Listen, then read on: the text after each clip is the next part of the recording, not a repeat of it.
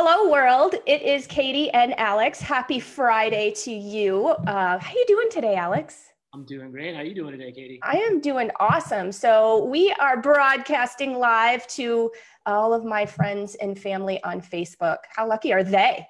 Yeah, right? They might not know who you are, so why don't you tell the people? Yeah, my name is Alex Darriger. I am our lead buyer's agent at Team EvoAZ at EXP Realty. And so since you're our lead buyer's agent, you probably know a lot about buyers. A little bit. You probably know a lot about the process. A little bit, you could say. I don't know. I think you can be a testament to that. Well, this is why we have you on today, because we're going to be speaking about this cool little tool that we made.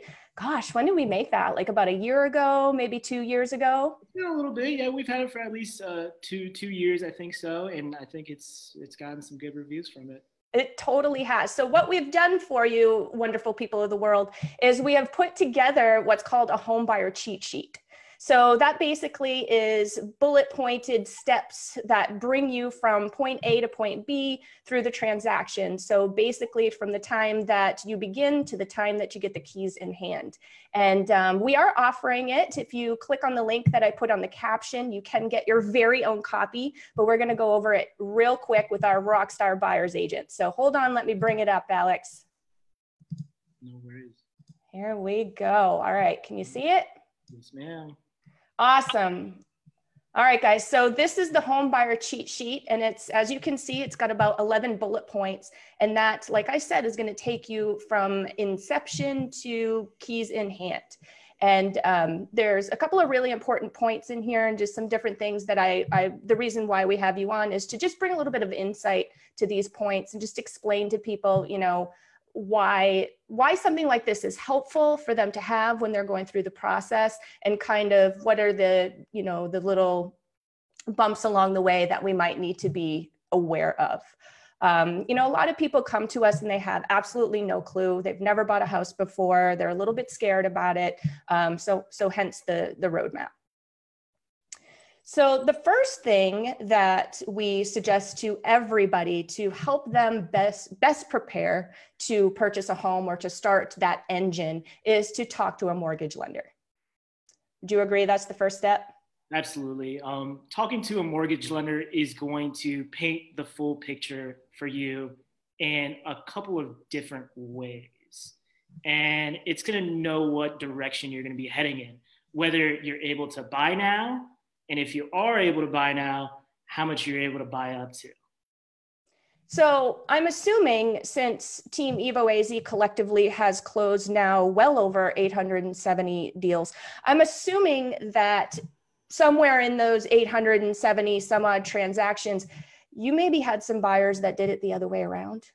Yeah, absolutely. And I think that is counterproductive, I guess you could say, as far as, you know, they always wish that they first talk to a mortgage lender first, I guess you could say, yeah.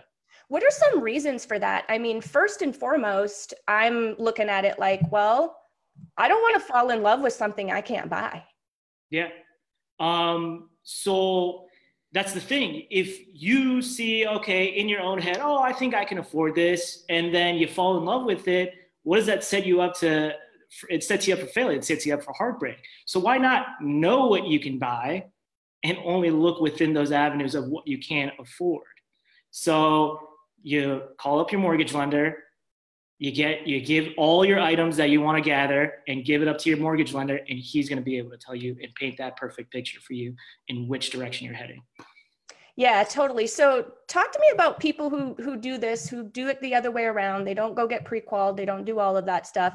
And now we're in a market where there's multiple offers on properties. Tell me how those people do. Yeah. So let's say you find a house, you go see it. You're like, hey, Alex, I want to put an offer on this house. Okay, well, you need your pre-qualification letter. No seller is going to entertain your offer without a pre-qualification letter. And what a pre-qualification letter is, it is assurance from a mortgage lender, a certified mortgage lender, that you can afford a home up to that amount, okay? Now, let's say they want to put the offer in and they're like, okay, let's talk to a lender and get that pre-qualification letter. by the time you gather all those documents and you can see them from 1 through 6 right there, you may have already missed out on that house. So that's the main reason to do it before you even put the key in the ignition and on your way to that house. Yeah, huge heartbreak right there, especially if you're in a price point that is moving rather swiftly and there are multiple offers on each and every house. Yep. So that's important. So I've come across some people that are nervous. They're scared to call a mortgage lender. Has that happened to you? Yeah, absolutely. But at the same time, there's nothing to be nervous about.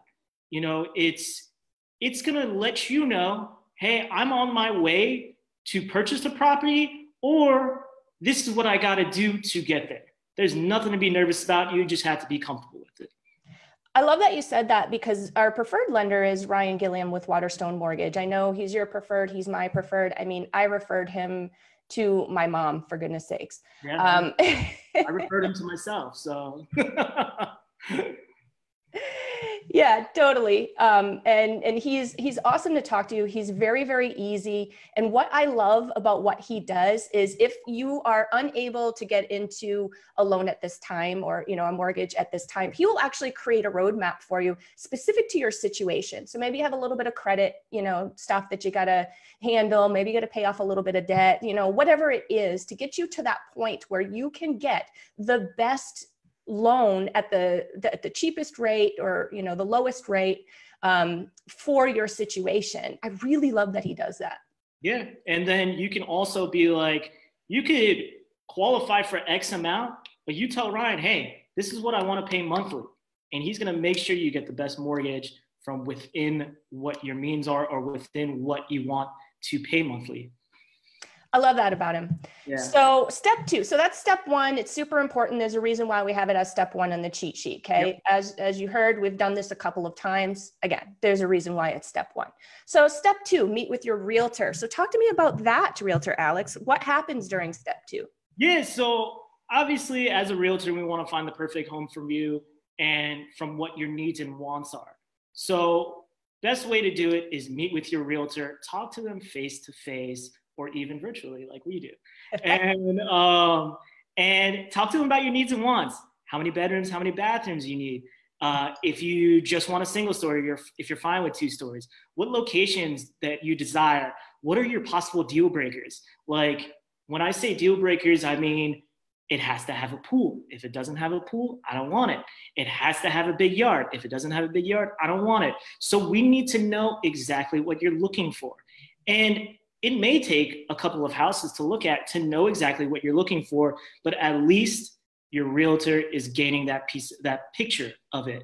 And then also, meeting with your realtor gets us to actually go through this whole cheat sheet from 1 to 11 with you. So it's not like we're just going to give you the cheat sheet and be like, hey, now you know what to do. No, we're going to hold your hand throughout the whole process and go over every single one of these things at all times. And you're going to become very educated. So yeah. Right. We're going to talk about the different safety nets in the purchase contract and kind of develop the expectations for what's about to unfold over the next couple of weeks. Do you think that buyers should be open to their needs and wants list changing? Do buyers come to you and know exactly what they need and want, and then it never changes? Like, does that ever happen? Absolutely not. I mean, I literally just went out with my buyer a couple of days ago. We were looking at, I think it was 7 houses, and 4 or 5 were 2 stories and 2 or 3 were single stories.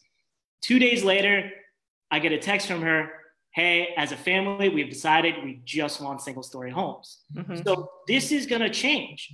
And the more you walk through houses, I mean, you've been living in your own home for a long time. You know what you like and don't like. But now as your new home, you need to figure out what exactly you do like and don't like. And walking through, you know, a couple of properties, it may take a day or 2 or 3 or 4 going out and looking at properties to figure out exactly what you want. So I always tell my clients, hey, if anything changes with your search, if anything like that, always tell me what you like and dislike. Always tell me what you want me to change or adjust with your search. Yeah, and I know from work eons that you do that. that you're flexing even sometimes daily, massaging that search even sometimes daily. Absolutely. Absolutely. I mean, even with a huge thing with flexing it is location too. I mean, I have had clients where it's like, okay, we're looking at Gilbert, Chandler, Queen Creek, and then all of a sudden it just is Gilbert, you know? So there's going to be some massaging within your search. Well, and then because I know you so well, I know that you also bring other potential options into the mix just to broaden the amount of selection that your buyers have. So it might be an area they weren't even thinking about, or, whatever. I mean, the thing about you and I is we're driving around every day. Right? We see new things. We know. We see awesome neighborhoods. Our clients paint a picture for us, and maybe just down the street, and they never knew it was there. So yeah, absolutely, always. So then the next step, assuming we find the one, you walk through the door and it's like, oh, Alex, this is it. I'm sure you've heard that a bunch of times. Oh yeah, a couple of times.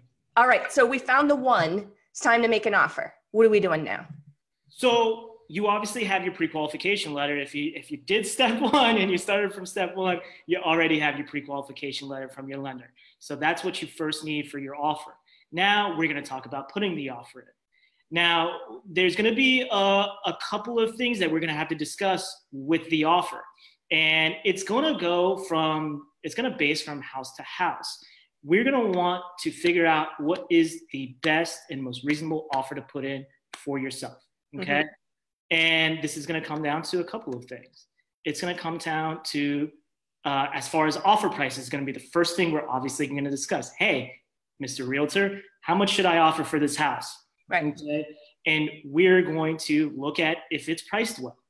And knowing that, we're going to look at the comparable sales throughout the neighborhood, specifically 90 days of the past sales, specifically within that subdivision or that floor plan. That's the best three things to look at first. And then we're going to look at days on the market, motivation with the seller, all of those items. So that's the first step, figuring out your offer price. Okay. Next step is, well, should we go after that? I think, oh no. Well, just real quick, I feel like people get kind of scared at this point when it's making offer time. Oh my God, it's making offer time. So is that scary? No, it's not scary. Tell us why. You are not in it for anything. You put an offer in and you have no monetary, no repercussions monetary wise. Well, you got to put in earnest money, which is our next bullet point. So that's our good faith money that tells the seller, hey man, I'm serious over here. Exactly. And you only put in your earnest money once you get your offer accepted. And that's within 48 hours. Okay. But we're going to talk about that because you are safe with your earnest money deposit. You have your buyer safety nets, in which we pointed out in the beginning of the video. Yeah.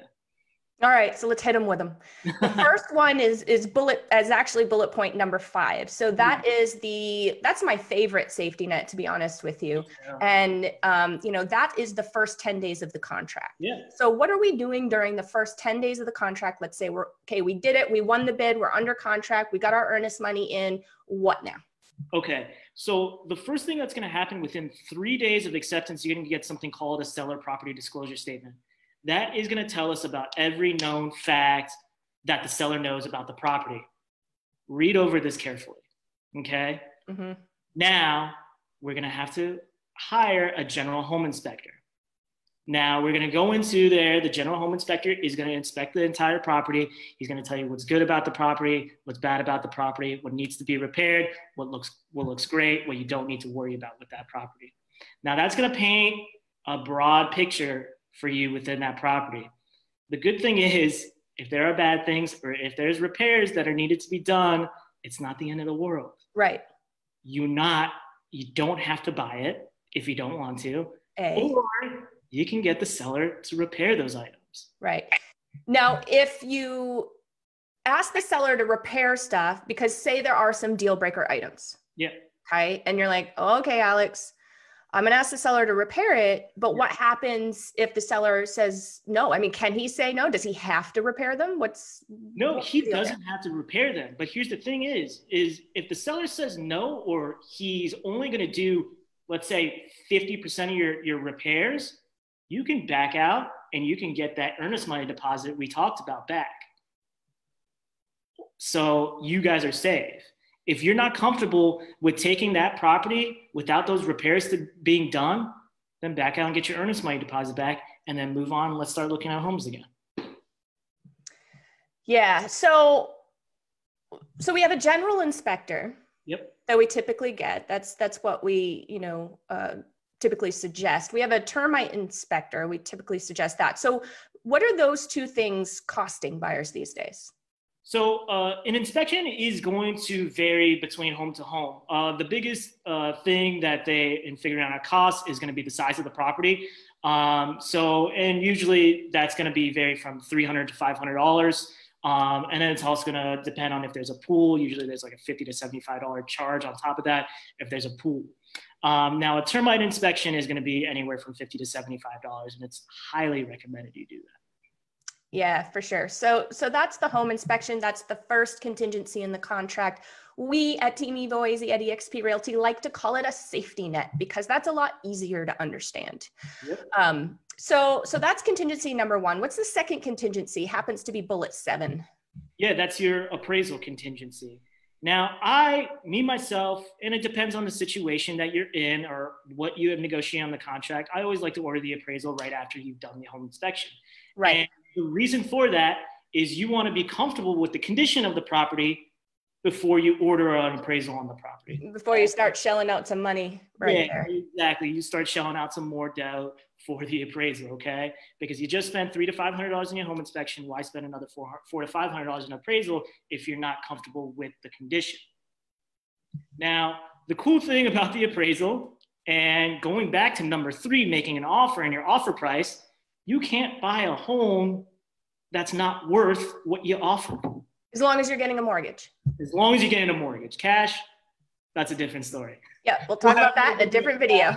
We'll have another video for that, exactly. So what I was saying is you can't purchase a property unless it's worth what you offer. So let's say a home for $325,000, appraiser goes there and says it's worth $323,000. You have 3 different things you can do, okay? The most desirable one is renegotiating down to that appraised value of $323,000 with the seller, okay? The second one is you can cancel and get your earnest money deposit back. And that's why this is a buyer safety net. The third one, which it depends on your situation, how much you want it, and all of the above, how unreasonable the seller is, all these different variations, but you can cover the difference in cash. Mm-hmm.